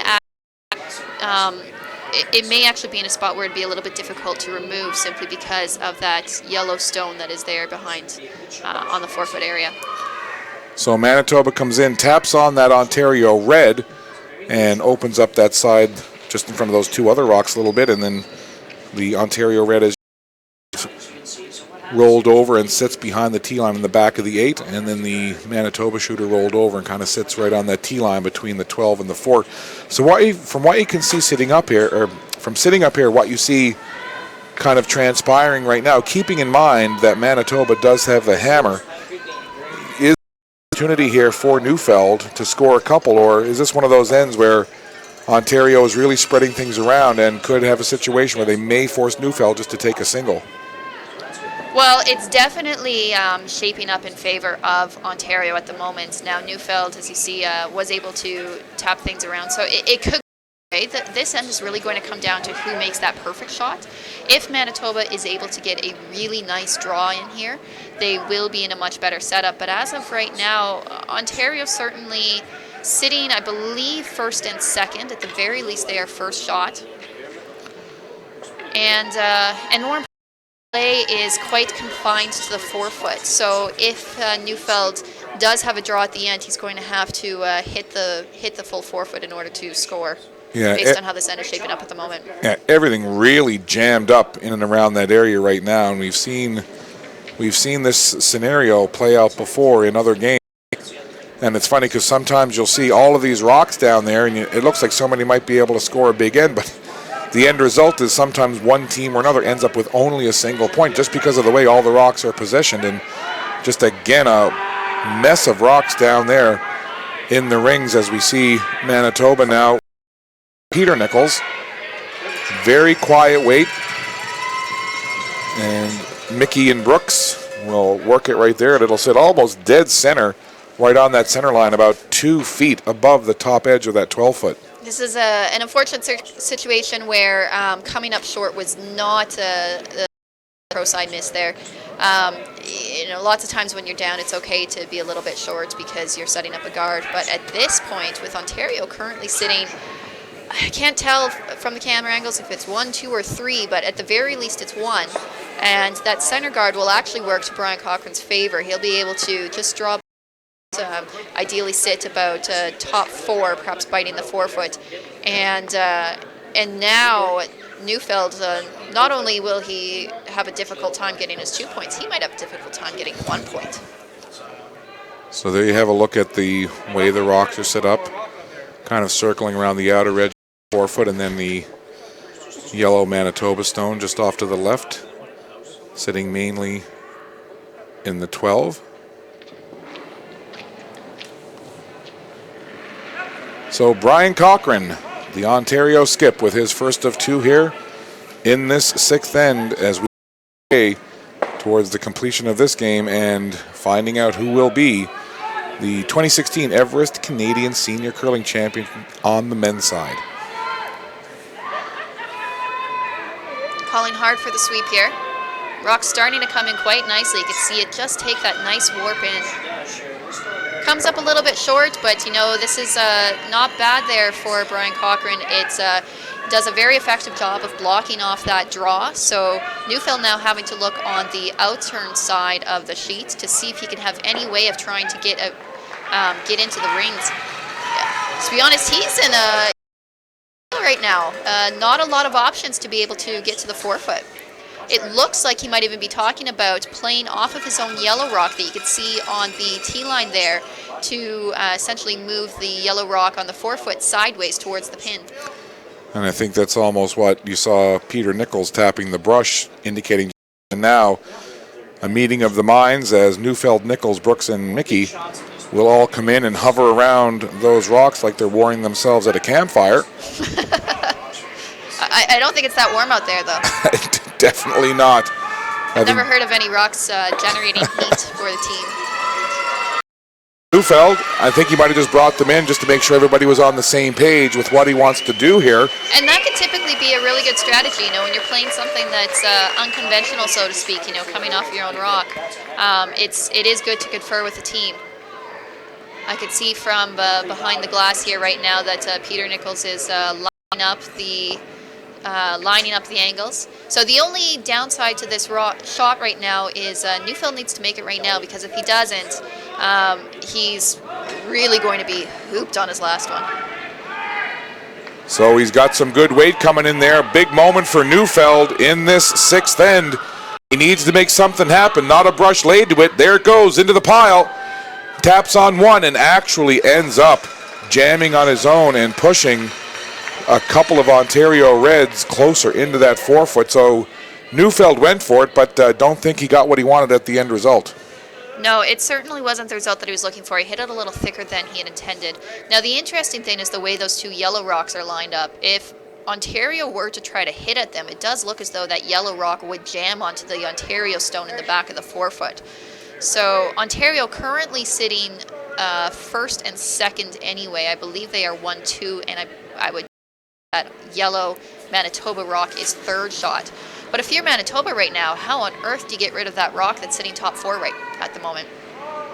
Well, I think you used a good term moments ago when you said it appeared that Neufeld and Manitoba might be in a bit of a pickle, and you've got to believe you keep playing till the very end, and it's never over till it's over. But down 4-1, should somehow Cochrane be able to steal here in 6, that is putting an awful lot of weight on the shoulders of a Manitoba team that has been having a hard time mustering any kind of offense here. And Brian Cochrane has played, a pretty sound game and has done a good job of keeping Neufeld just to that single point.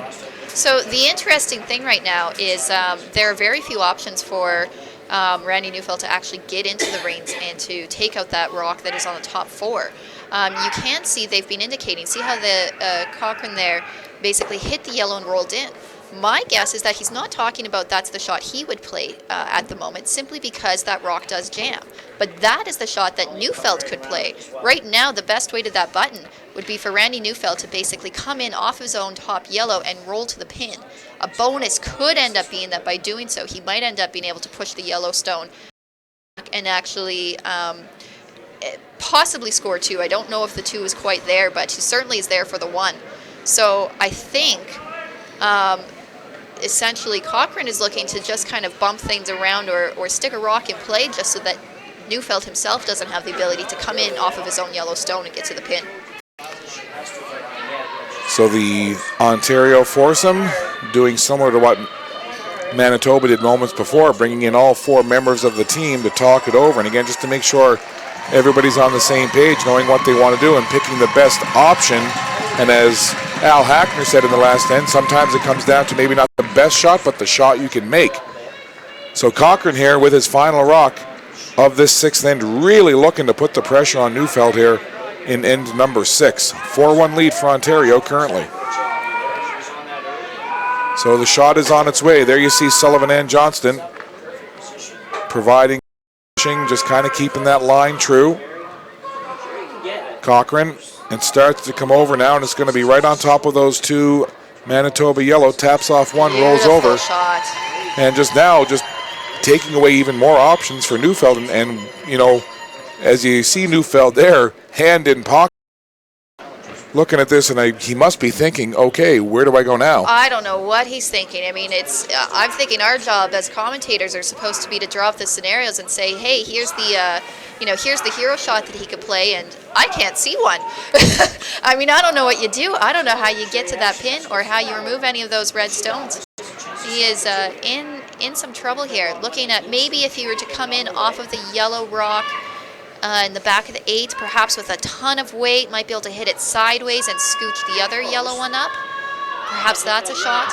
The problem, too, is oftentimes you might have an angle run back of some sort, but just the way the situated, you can see from this angle, the guards are all staggered in such a position that, that yellow corner guard can't be run into the rings. The yellow center guard is being blocked by the 2 reds that are in the top 12 foot. So, yeah, you can see Dale Brooks kind of with the jabbing motion of his arm saying, okay, what you need to do is throw a ton of weight, and you're going to basically kind of hit those 2 rocks kind of in the crotch and then bounce off of the yellow rock on the right into the yellow rock on the left and try to move that yellow rock in closer. It's if Neufeld is able to score a point here, I am bowing down to him. He does not have a good situation in front of him. No, he doesn't. And this scenarios that we referenced earlier where there's just a whole bunch of stones all kind of bunched together, any kind of avenue blocked off. There's not really any kind of port to go through. You don't really have any kind of combination, and you just try to throw the big weight and hope for the best. And sometimes we've seen it work, sometimes not. Well, we'll find out right now what's in store for Randy Neufeld. He needs something big to happen here. He can't afford to give up more points to Ontario in this 6th end. It's on its way. Brooks with the brush. It's into the pile. They move it around. Can he jam it far enough? Well, it certainly looks as if it'll be a steal of 1, and now they may for those other 2, but certainly at least 1 here for Ontario. Looks like 2 from the end. Yeah, that's 2 red.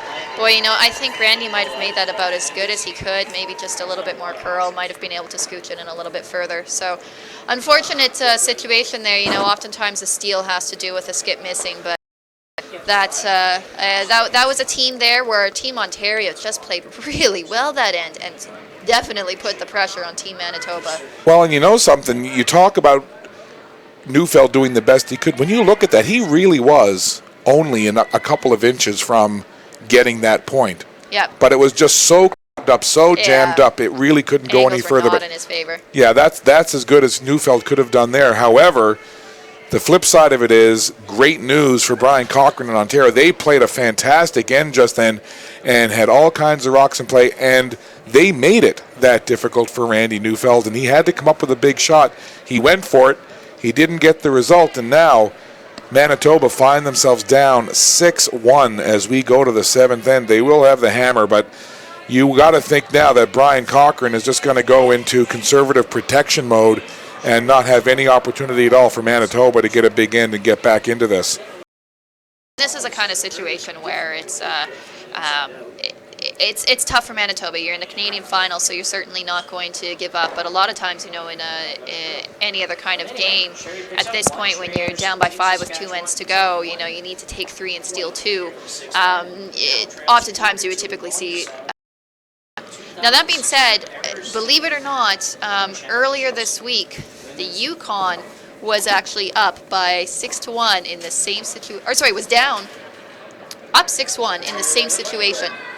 And that was that against Manitoba? It was Manitoba. That was Manitoba. Yeah. Wow. Okay, so Manitoba has been this event so far 6-1 after 6 against Team Yukon, and believe it or not, took 3, stole 2, won the game in the extra end. So it has happened. There's precedence, but that was it's very rare for this situation.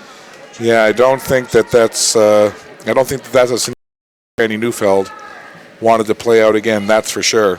But to your point, never say never. It can happen. So we are now in the 7th inning. But for Brian Cochrane in Ontario, they probably couldn't have scripted it much better for them. They've played a sound. They've made the shots that they've had to make, and they've scored points with hammer, and they've made life difficult on Randy Neufeld and have been able to steal twice, and both times they stole 2 points. So out of their 4 points, Ontario's stolen 4 of them. Absolutely. This has been a solidly played game by Team Ontario. Talked about the 2 rookies on the ice, so to speak, when it comes to these Canadian finals with Brian Cochrane and Ian McCauley, and those 2 men are playing wonderfully. So just taking full advantage of any mistakes by their opponents, and as we could see, good control of this game. Over in the bronze medal game, on the men's side of things, Alan O'Leary and Nova Scotia currently trailing Bob Ursel and British Columbia by a score of, looks like 4-3. Play in the 6th end there, so a close one on the bronze medal side for the men's, and I'll just update my feed here and get a scoring update on the gold and bronze side with the women. And here, of course, 6-1 for Ontario. They are in very good control of this gold medal final at the 2016 Everest Canadian Senior Curling Championship. Scott Squires and Christy Gamble. Glad to have you here on Bella Line TV1. Proud to be the official broadcaster for this event. And on the women's side, the bronze medal game, Kathy King and Alberta leading the Ontario foursome, skipped by Rizzo by a score of 4-2 in the 6th end. And a close score on the other one, Colleen Jones and Nova Scotia leading 4-1. Still the last update we've got there over Sherry Anderson and Saskatchewan with play in the 6th end.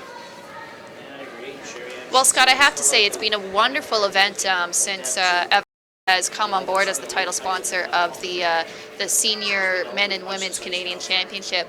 The team from Everest has been here all week, and it's been really fun and fascinating for me to be able to meet a number of the executives who are with Everest and get the story behind, how they got introduced into curling by their business partner, Financial Group, who, as we know, is a sponsor of many curling events, and Everest just saw the seniors as really embodying what curling was all about, with legends on the ice and great sportsmanship and camaraderie, and the patch has been going strong, and it seems to be shaping up to be a great partnership.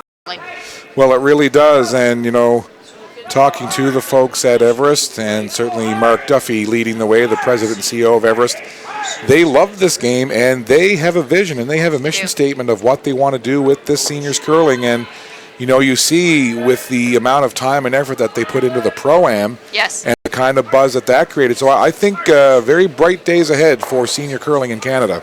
I had a great time at the Pro-Am, you know, especially it was really fun with the microphones and the ribbing that was going on back and forth. I didn't know that Jennifer Jones and Randy Furby had, you know, such an intense rivalry going on. Apparently, you know, they're just each other. So I guess it seems too like Randy Furby's just an easy target to pick on or something.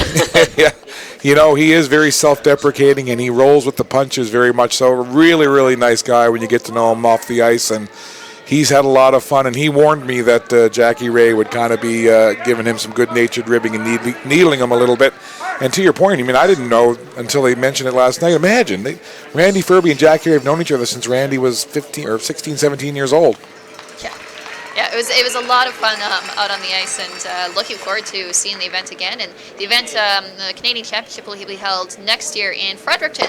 So just kind of down the road and across the pond a little bit. You know, the Digby. That's right. Pond there. Just a Bay of Fundy. That's what I'm thinking of. Bay of Fundy. You had a mom moment there. It's okay. Yeah. You can say that now when that happens. Now that you've got a child, you can say I do it all the time. I had a dad moment there. Sorry about that. We just saw another night from Ontario as they just look to keep this clean now, and it's got to be frustrating for Manitoba because you know you need at least 5 points to get back into this one, and as you see Ontario just eliminating rock after rock, you start to see that the end is coming near. They're not going to give up. They're going to keep going, but with Yellow Rock that gets taken out, it's one step closer to a Canadian Senior Championship for Brian Cochrane and this Ontario side. Yeah, Ontario. Just saw a little bit of a trip there by one of the Ontario players off the camera, but he's okay. He's just kind of continuing along. Yeah, Ontario making no mistake when it comes to these peels at the moment, and they're just following through on keeping things nice and clean. Yeah, to this point, it's been a pretty solid performance from this Brian Cochrane rink.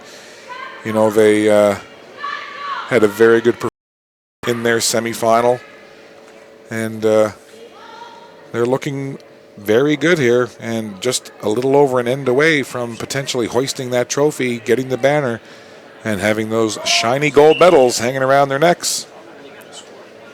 This Ontario team has been so solid all week. You know, they've started off at the top of the leaderboard, dropped a couple of games throughout the week, but have basically established themselves as the team to beat here. Well, there's no doubt about it. They have been very good, losing only once. You know what? When the going gets good, it's really going for you. That rock there almost rolled out of the reins, and instead you can stopped perfectly. And you can see the two skips there, Randy and Brian, going, all right, I think Randy's going, I give up now. You know, what can I do? You know, all of a sudden you get that perfect freeze, and not necessary at this stage, but it just kind of is putting the lid on the deal. Yeah, and it was funny. You saw that moment between Neufeld and Cochrane, and then you saw Cochrane and McCauley do the old fist bump. Like, it's going well for us right now. Yeah, exactly. Well, sometimes things go your way, and sometimes they don't. And right now, you know, not to take away anything from Team Ontario, they are executing, and things are just going their way. And we'll take a quick look. I mean, again, through the championship pool, this team lost once, and look at some of the point totals they put up. 7 against Yukon, 8 against Northern Ontario, 8, 8, 6, 7, 7, another 9, 7, 6, and 6. I mean, they've been a scoring machine here at this Canadian Senior National. It's funny.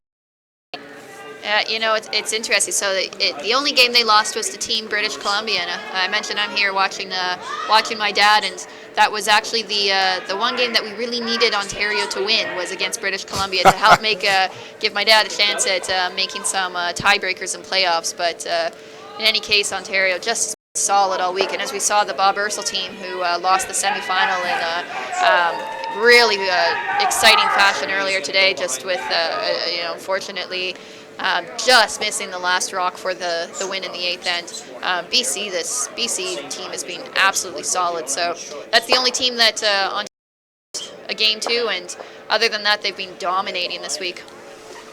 Well, they are very close to seeing that domination pay off with a men's senior championship here in Canada, booking their trip to Lethbridge, Alberta for the World Senior Championships next year.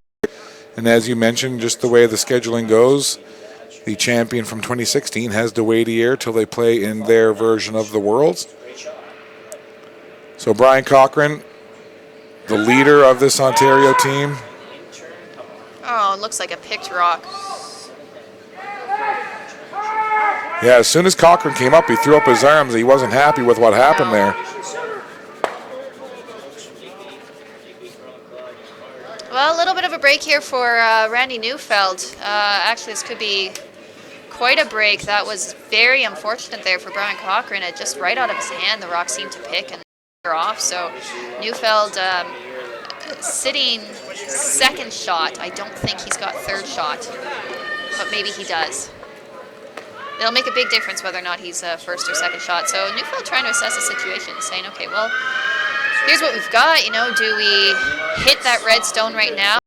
A little bit easier for us to score, or do we try to play another freeze, knowing that, you know, we're in a bit of trouble anyway, so we have to freeze another rock in here and hope for a miss out of Brian Cochran in order for in order to take a multiple points. So they are talking about, you know, what if we just kind of freeze into that pocket, red, a little bit of a tap. The problem with that, though, is that Cochran would still have shot in the back forefoot.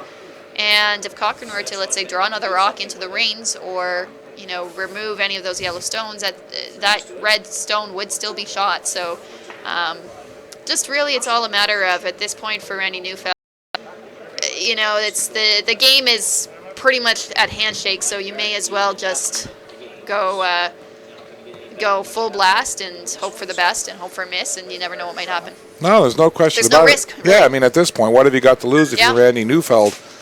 I mean, he's fully aware of the way things have gone up to this seventh end, and, you know, why not just throw caution to the wind, as they say, and go for it. Meanwhile, in the background, you see Ian McCauley and Brian Cochran just kind of talking over things. You could guarantee that if they weren't down by, you know, 5 points, that they would play some sort of hit of some sort and go for a much more simple 2 points here. But the scoreboard dictates the call, and in this case, they're just trying to make the best of a bad situation. Well, I know we certainly have had a wonderful time here this week. Take care of reading some of the sponsors. The Platinum sponsor of Digby, Municipality of the District of Digby, Province of Nova Scotia, Department of Health and Wellness, Bell Canada, Atlantic Canada Opportunities Agency. Silver sponsors, Simcoe Refrigeration, Tim Hortons, Digby, Conway and Metagan, Jet Ice, Atlantic Superstore Digby, and Broker Link Insurance. Just some of the sponsors.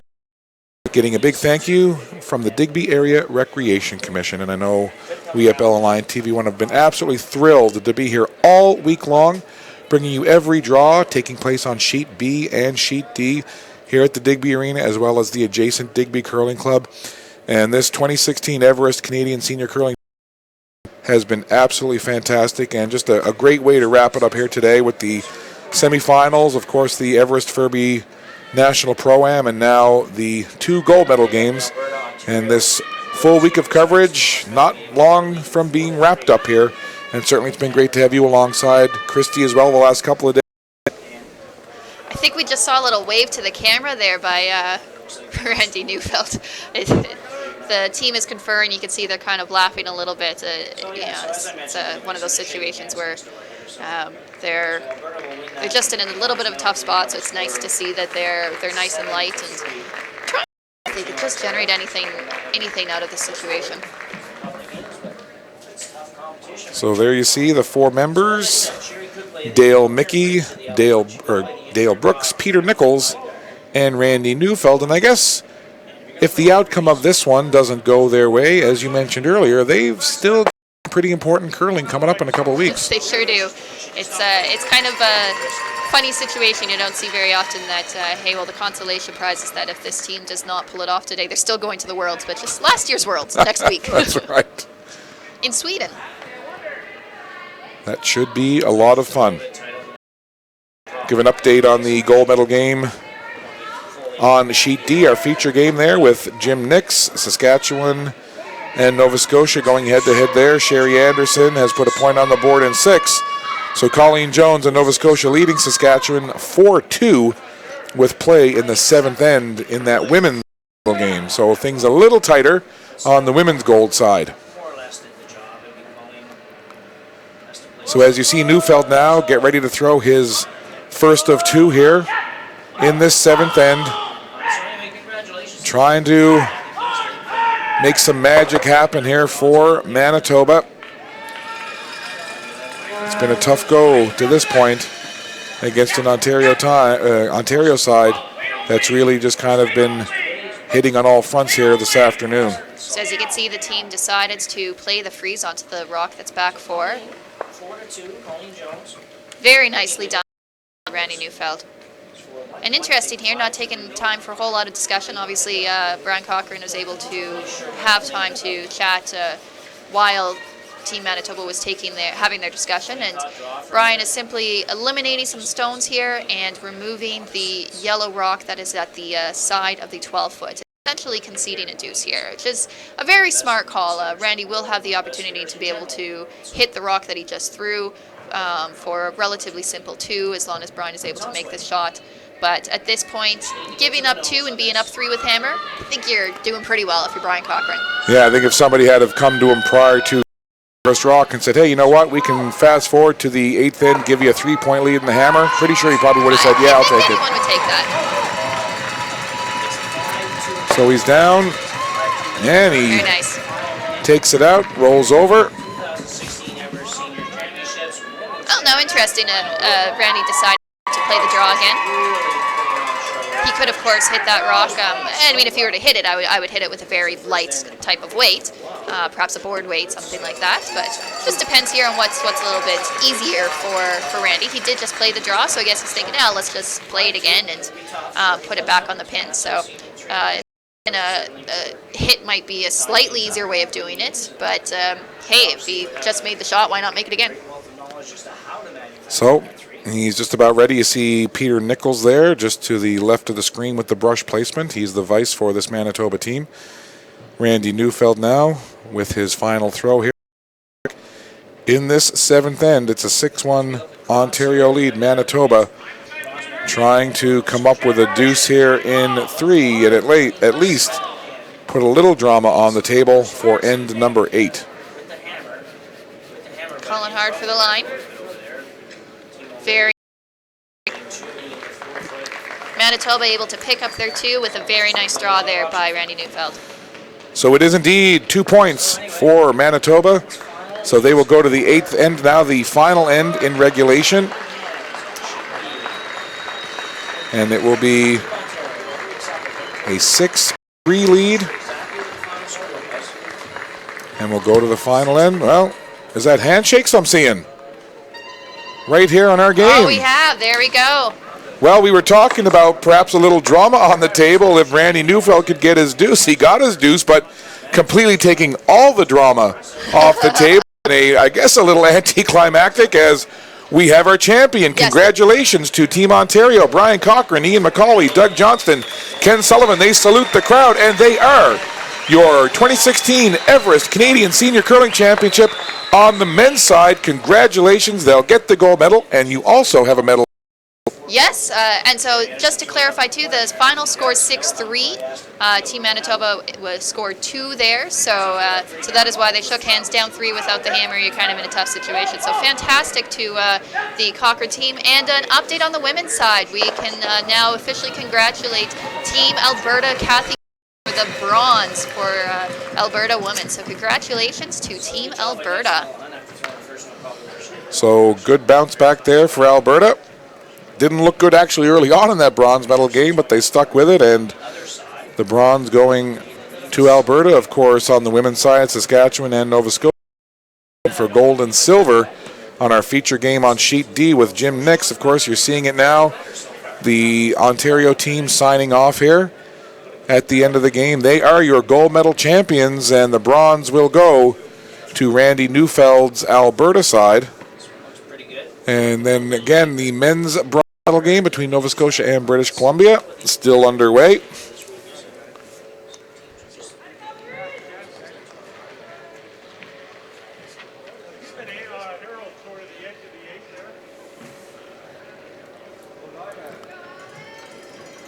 So that was kind of an interesting way for it in, because you and I think we were both kind of getting set up there for Well, an eighth end. I have to admit, I wasn't sure if they continued to play it. It was kind of surprising that they continued to play the seventh end, but it was really, let's try to get our three. And I think too, with Manitoba decided there, hey, you know what? Let's just draw in. We'll put a last rock, put it on the pin, and call it a day. It just wasn't going their way, and Team Ontario just played so well. Manitoba just not really able to get any kind of momentum working in their favor. There are a couple of key misses throughout the lineup, and Neufeld had a lot of difficult shots facing him anytime he went up to go hit. So certainly, I think the Ontario team proved that they were the best team all week. They went almost undefeated, had one loss to British Columbia, and they will make fantastic representatives, get to go all the way to the exotic global city of Lethbridge, Alberta. They will indeed be in Lethbridge next year. So once again, a big congratulations to Skip Brian Cochran, Vice Ian McCauley, second Doug Johnston, and lead Ken Sullivan.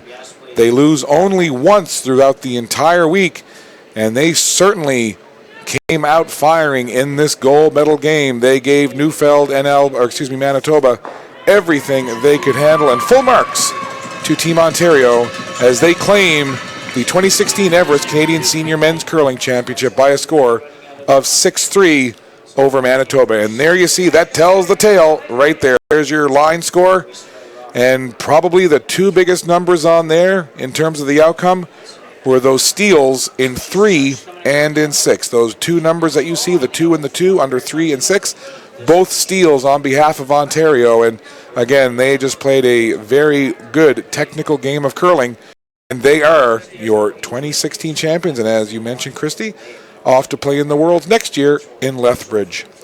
On behalf of Chuck Calder, Scott McRae, the 45 North crew, as well as Bell Line TV1, and Christy Gamble, and all of the other folks who joined us here during the week.